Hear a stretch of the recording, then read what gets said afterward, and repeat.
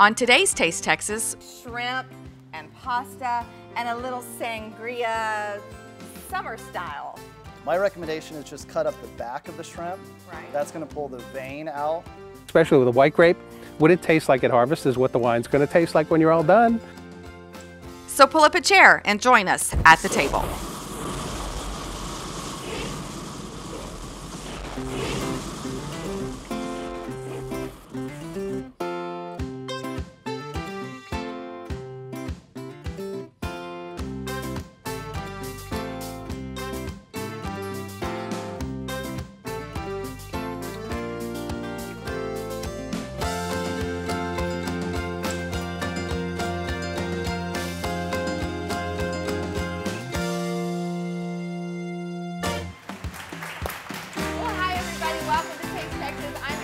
And I'm Garth Blackburn. Oh boy, we got something really good for you today. Shrimp and pasta and a little sangria, summer style. Summer style, a little Yeah. Texas spin on all of it, of course. That sounds awesome. So, yeah, we're gonna get rolling. Yeah, we haven't done much pasta on the show, and I thought I'd go over a few little helpful tips for making a good pasta sauce, and just to make sure you get the best pasta you can. Awesome. So we're gonna get rolling with a different sort of sauce. This is not going to be one of those bright red tomato sauces. Okay. This is going to have a lot more depth to it with some addition of red wine and veal demi-glace, but things that won't take you any extra time. It's going to add a lot of extra flavor.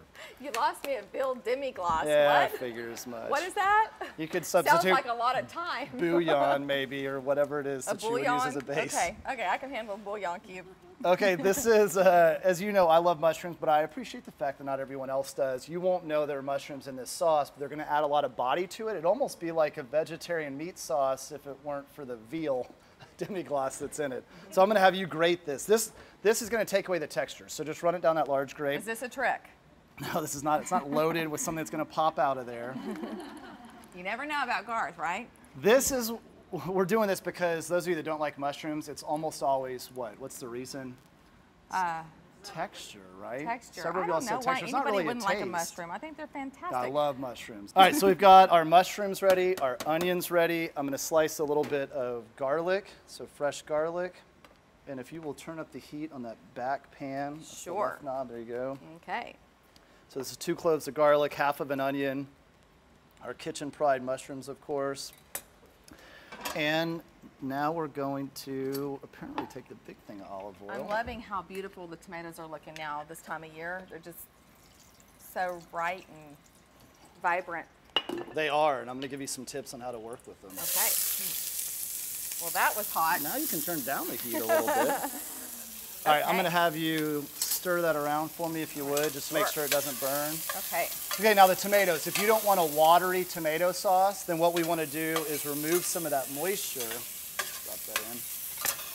Oh, that smells so It good. does, really fragrant. I love onions and garlic. These are some vine-ripe Texas tomatoes, and there are 2 things I want to do to protect my tomato sauce. 1 is get the skins off, because that can make it a little bit bitter and kind of too acidic. Right. And 2 is remove some of the water so we don't have to simmer it for as long. Like, Yeah.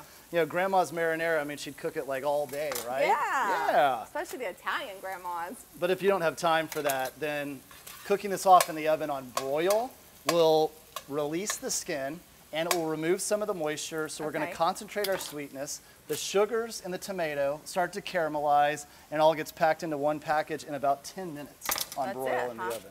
10 minutes. But then you got to let them cool so you can peel them, right? Yeah, it really won't take long to Okay. get them peeled, because it's just, that moisture has just caused the skin to just fall off, to Right. just completely release. Awesome. Okay, then we're going to get ready for our pasta. And I know you oftentimes at home you cook for, you know, a lot of folks. So I got you a pasta pot for your entertaining.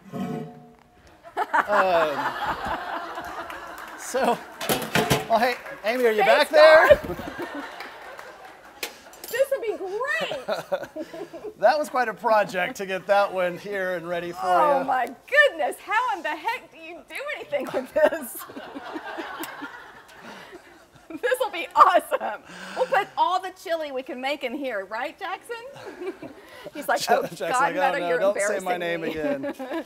Thanks All for right, thanks if for you're that. not going to cook for 460 people and you're just going to cook for 10 or 12, we're going to go with a smaller pot. Here's the key though, when you cook pasta, does it get larger or smaller as it cooks? How big is larger? Larger, because it's doing what? It's absorbing the water. Don't make it water. Let's add some flavor to it. I put some lemons in there. Okay. I'm going to put some garlic, a couple more garlic cloves. Alrighty. I'm going to put the end of the onion in there because I'll just remove it later. And then I've got a bunch of herb stems. So from basil to parsley, put that in. That's going to flavor our water. Once the pasta is cooked, we remove that stuff and we have a lot more flavorful pasta. Oh my gosh, it sounds delicious. Shrimp and pasta and all that other good stuff. Stay with us, we'll be back.